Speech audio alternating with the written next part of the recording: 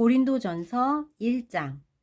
나 바울은 하나님의 계획하심에 따라 나의 벗 소스데네와 함께 메시아이신 예수의 부르심과 보내심을 받았습니다. 나는 고린도에 있는 하나님의 교회에 속한 여러분, 곧 예수께서 깨끗게 하시고 하나님의 충만한 삶을 위해 구별된 신자들에게 이 편지를 보냅니다. 또한 나는 어느 곳에 살든지 예수께 진심으로 부르짖는 모든 이들에게도 문안합니다. 예수께서는 우리의 주님도 되시지만 그들의 주님도 되시기 때문입니다. 하나님 우리 아버지와 주 예수 그리스도께서 주시는 온갖 선물과 은혜가 여러분의 것이 되기를 바랍니다. 나는 여러분을 생각할 때마다 나는 여러분을 자주 생각합니다. 예수께서 주신 삶, 곧 자원하여 즐거운 마음으로 하나님께 나아가는 여러분의 변화된 삶에 대해 하나님께 감사를 드립니다. 여러분 안에 일어나는 변화는 끝이 없습니다. 그것은 말과 지식을 넘어섭니다. 내가 여러분에게 전해준 그리스도에 관한 증거가 참되다는 것이 여러분의 삶을 통해 확실하게 증명되었습니다. 생각해 보십시오. 여러분은 아무것도 필요로 하지 않습니다. 여러분은 전부를 얻었기 때문입니다.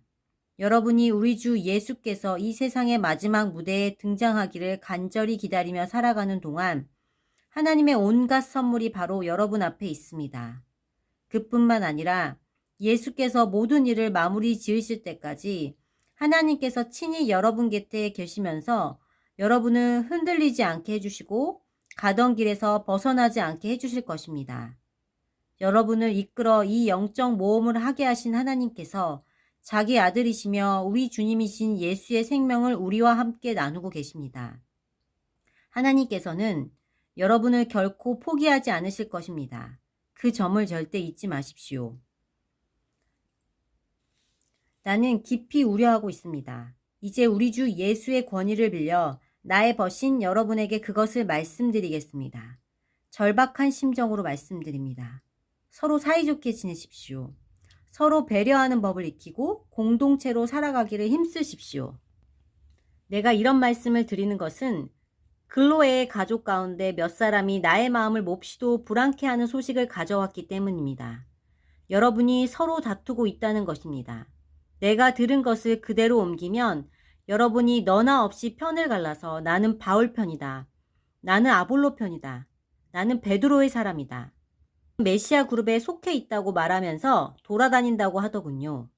여러분에게 묻습니다.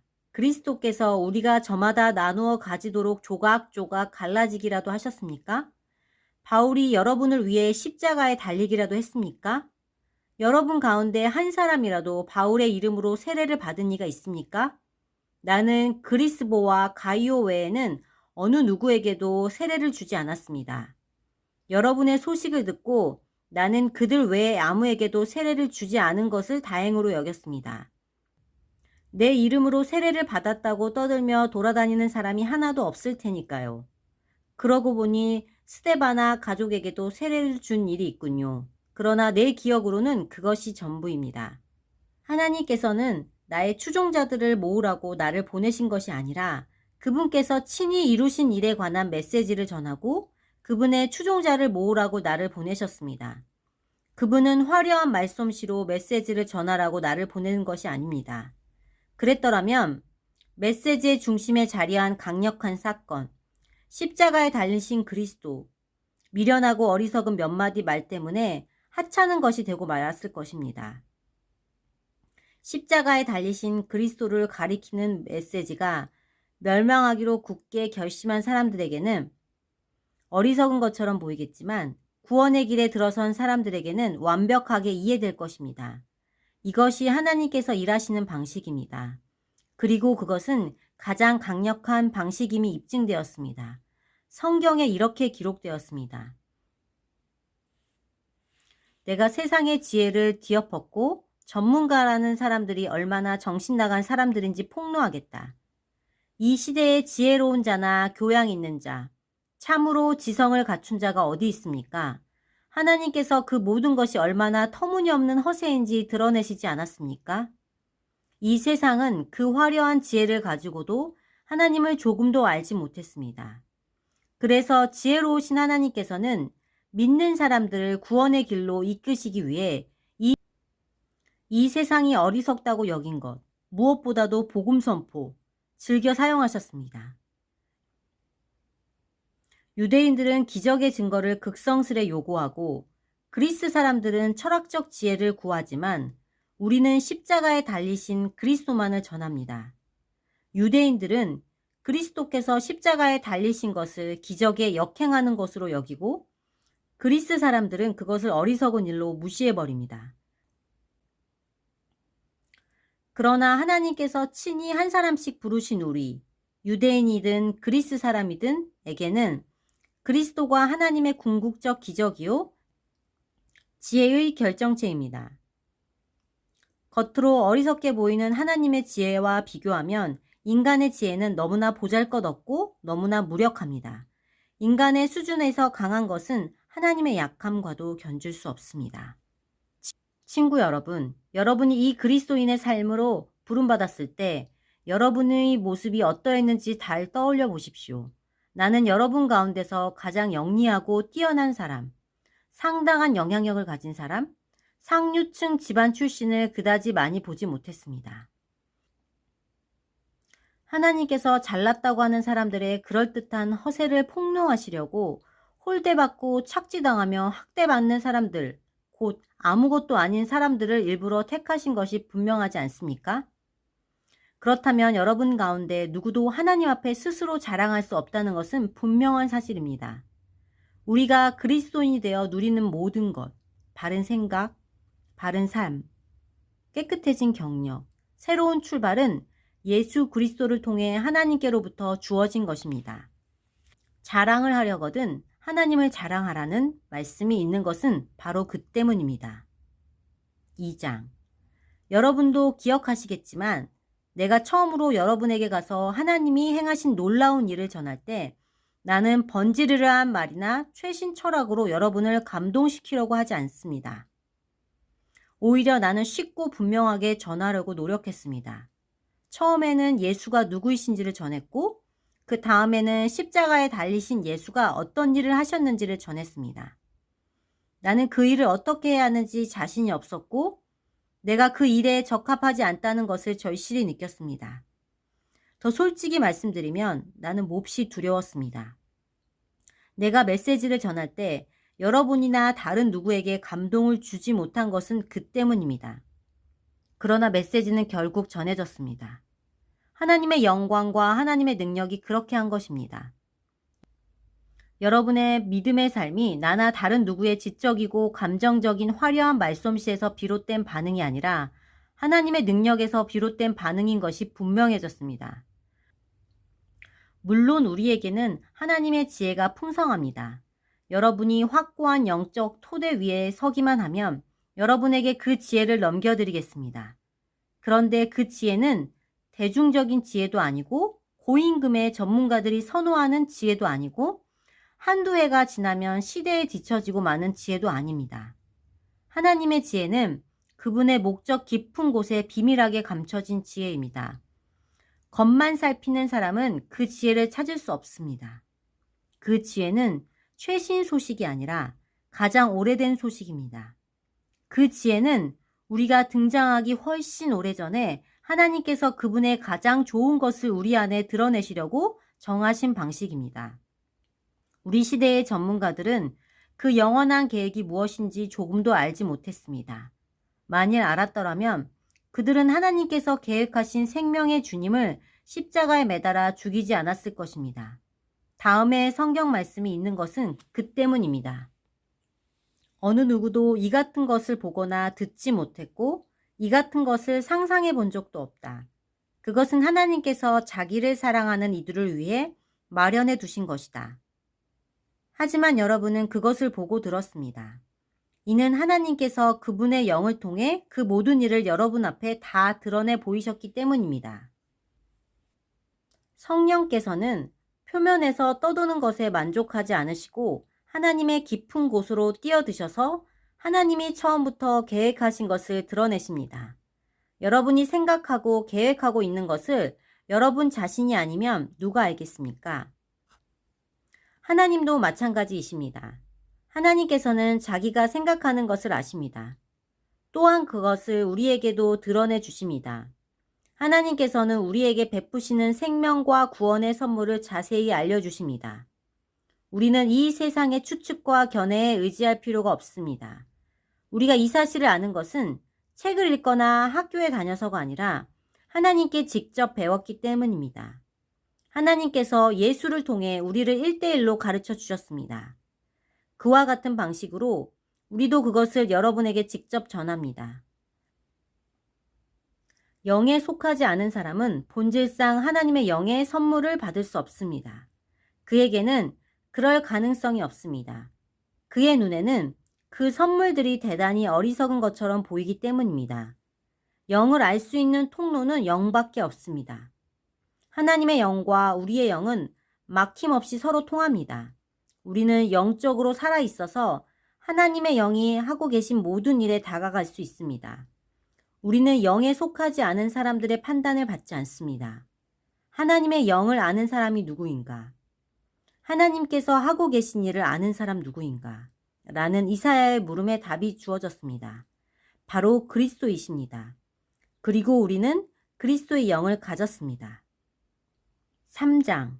그러나 친구 여러분, 지금 나는 여러분이 영에 속하지 않은 사람처럼 사람과 하나님께 행하는 것에 몹시 실망하고 있습니다. 여러분은 그리스도와 관련해서 젖먹는 것 외에는 아무것도 할 수 없는 어린아이처럼 굴고 있습니다. 여러분이 더 나은 것을 소화하지 못하는 것처럼 보이니 이제 나는 어린아이를 대하듯 여러분을 양육할 작정입니다. 여러분의 기분을 좋게 하거나 여러분의 기분을 좋게 하거나 여러분을 돋보이게 해주는 것에만 손을 뻗는다면 모든 것이 자기 마음대로 될 때에만 만족하는 젖먹이와 여러분이 다를 것이 뭐가 있겠습니까? 여러분 가운데 어떤 사람은 나는 바울 편이다 말하고 또 어떤 사람은 나는 아볼로를 지지한다고 말한다니 여러분은 어린아이처럼 구는 것이 아닌가요? 여러분은 도대체 바울이 누구라고 생각합니까? 여러분은 아볼로가 누구라고 생각합니까? 우리 두 사람은 모두 종에 불과합니다. 여러분을 섬겨 우리 주인이신 하나님께 여러분의 삶을 맡기는 법을 배우게 한 종일 따름입니다. 우리 두 사람은 주님께서 맡겨주신 종의 임무를 수행했을 뿐입니다. 나는 씨를 심었고 아볼로는 물을 주었습니다. 그러나 하나님께서 여러분을 자라게 하셨습니다. 이 과정에서 가장 중요한 이는 심는 자나 물을 주는 자가 아니라 자라게 하시는 하나님이십니다. 심는 일과 물을 주는 일은 종들이 약간의 급료를 받고 하는 허드렛 일에 불과합니다. 그 일을 가치 있게 해주시는 이는 우리가 섬기는 하나님이십니다. 여러분은 하나님의 밭이며 우리는 그 밭에서 일하는 일꾼입니다. 달리 말하면 여러분은 하나님의 집입니다. 나는 하나님께서 내게 주신 훌륭한 건축가의 재능을 사용해 설계도를 작성했고 아볼로는 벽을 쌓아 올리고 있습니다. 그러니 일을 맡은 목수가 그 기초 위에다 각자 신중하게 집을 짓게 하십시오. 기억하십시오. 이미 놓인 기초는 하나뿐입니다. 그 기초는 다름 아닌 예수 그리스도이십니다. 여러분은 각별히 신경 써서 건축 재료를 고르십시오. 그러다 보면 마침내 준공 검사를 받을 날이 올 것입니다. 여러분이 값싸거나 부실한 재료를 쓴다면 다 드러나고 말 것입니다. 준공 검사는 철저하게 엄격하게 이루어질 것입니다. 어느 것 하나 대충 넘어가는 일이 없을 것입니다. 여러분이 지은 것이 검사를 통과하면 잘된 일입니다. 그러나 검사에 통과하지 못하면 여러분이 지은 것을 뜯어내고 다시 시작해야 할 것입니다. 여러분은 뜯기지 않고 살아남겠지만 간신히 살아남을 것입니다. 여러분이 하나님의 성전이고 하나님께서 친히 여러분 안에 계신다는 것을 여러분은 알지 못합니까? 여러분도 알다시피 성전을 파괴한 사람은 누구도 검사를 통과할 수 없습니다. 하나님의 성전은 거룩합니다. 여러분이 그 성전임을 잊지 마십시오. 여러분 자신을 속이지 마십시오. 시대의 유행을 따르는 것은 지혜로운 사람이 될 수 있다고 생각하지 마십시오. 하나님의 바보가 되십시오. 그것만이 참된 지혜에 이르는 길입니다. 이 세상이 영리하다고 하는 것을 하나님은 어리석다고 하십니다. 성경에 이렇게 기록되었습니다. 그분은 똑똑한 자들의 얕은 꾀를 폭로하신다. 주님은 모든 것을 안다고 하는 자들의 연막을 꿰뚫어 보신다. 나는 여러분이 자기 자신을 자랑하거나 다른 누군가를 자랑하는 것을 조금도 듣고 싶지 않습니다. 이미 모든 것이 여러분에게 선물로 주어졌습니다. 바울, 아볼로, 베드로, 세상, 생명, 죽음, 현재, 미래. 모든 것이 여러분의 것입니다. 여러분은 하나님과 하나이신 그리스도와 하나가 되는 특권을 받았습니다. 4장. 여러분은 우리 지도자들을 무슨 대단한 사람이라도 되느냐 여기지 마십시오. 우리는 그리스도의 종이지 그분의 주인이 아닙니다. 우리는 하나님의 장엄한 비밀들로 여러분을 인도하는 안내인이지 그 비밀들을 보호하기 위해 배치된 경비원이 아닙니다. 좋은 안내인이 갖추어야 할 덕목은 믿음직스러움과 정확한 지식입니다. 여러분이 나를 어떻게 생각하든 사람들이 나를 어떻게 평가하든 그것이 내게는 조금도 중요하지 않습니다. 나는 내 자신을 평가하지 않습니다. 그러한 일로 비교하는 것은 무의미합니다. 나는 여러분의 좋은 안내인이 되기에 어긋날 만한 일을 한 적이 없습니다. 그렇다고 내가 대단하다는 뜻은 아닙니다. 그런 판단을 내리시는 분은 주님이십니다. 그러니 주님을 앞지르지 말고 모든 증거가 명백히 드러나기 전에는 섣불리 결론을 내리지 마십시오. 주님이 오시면 그분께서 우리가 생각지 못했던 모든 것, 우리 속의 동기와 의도, 그리고 기도를 환히 밝히시고 증거로 제시하실 것입니다. 그때에야 우리는 저마다 잘했다 말씀하시는 하나님의 칭찬을 듣게 될 것입니다. 친구 여러분, 내가 지금까지 이 모든 말씀을 아볼로와 나에게 적용해서 설명한 것은 여러분이 조심하는 법을 배워서 모든 사실을 알기도 전에 성급하게 판단하는 일이 없게 하려는 것입니다. 하나님의 관점으로 사태를 보는 것이 중요합니다. 나는 여러분이 별것도 아닌 소문을 근거로 평판을 부풀리거나 깎아내리는 모습을 보고 싶지 않습니다. 여러분을 정말로 아는 사람, 여러분의 마음을 아는 사람이 누구입니까? 설령 그런 사람이 있다고 해도 그들이 여러분 안에서 발견해낸 것 가운데 여러분 자신의 공로로 삼을 만한 것이 무엇입니까? 여러분이 지니고 있는 것과 여러분의 현재 모습은 모두 하나님께로부터 온 순전한 선물이 아닙니까? 그러니 비교하고 경쟁하는 것이 무슨 소용이 있겠습니까? 여러분은 이미 필요한 모든 것을 가졌습니다. 여러분이 감당할 수 있는 것보다 더 많은 것을 하나님에게서 받고 있습니다. 여러분은 아볼로나 나를 제쳐둔 채 세상, 하나님이 지으신 세상 꼭대기에 앉아 있군요. 우리도 거기에서 여러분과 나란히 앉아봤으면 좋겠습니다. 내가 보기에 하나님께서는 메시지를 전하는 우리를 아무도 표를 사려고 하지 않는 극장의 무대에 올려놓으신 것 같습니다. 교통사고 현장을 구경하듯이 모든 사람이 우리를 둘러서서 빤히 쳐다보는 것 같습니다. 우리는 메시아 때문에 환경에 적응하지 못한 사람들입니다. 여러분은 자신이 있을지 모르나 우리는 약함과 불확실성 한가운데 살아갑니다. 여러분은 남들에게 좋은 평판을 받을지 모르나 우리는 대부분 비잉 둘러싸인 채 발길질을 당합니다. 우리는 식사할 시간도 넉넉치 않고 누더기 옷을 입고 문전박대를 당하고 어디에서든 허드렛 일을 얻어 근근히 생계를 꾸려갑니다. 남들이 우리를 욕해도 우리는 그들을 축복합니다. 남들이 우리를 두고 터무니없는 말을 해도 우리는 그들에 대해 좋게 말합니다. 우리는 부엌에 버려진 감자 껍질처럼 이 문화로부터 쓰레기 취급을 받습니다. 앞으로도 그보다 더 나은 대접은 받지 못할 것입니다. 나는 나무라듯 하는 이웃처럼 여러분의 기분을 상하게 하려고 이 모든 글을 쓰고 있는 것이 아닙니다. 나는 자녀인 여러분에게 아버지 자격으로 이 글을 쓰고 있습니다. 나는 여러분을 사랑하고 여러분이 버릇없이 자라지 않고 바르게 자라기를 바랍니다. 여러분 주위에는 여러분의 잘못을 서슴없이 말해주는 사람이 많을 것입니다.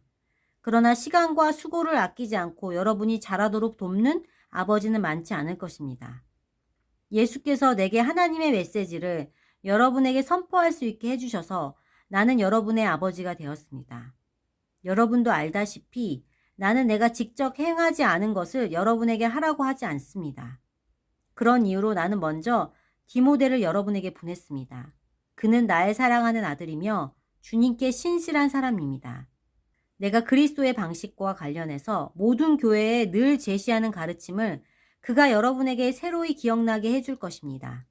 여러분 가운데 자만해서 내 말은 물론이고 어느 누구의 말도 듣지 않는 사람이 더러 있다는 것을 압니다. 그들은 내가 직접 찾아가 얼굴을 맞이할 것이라고 생각지 않는 모양입니다.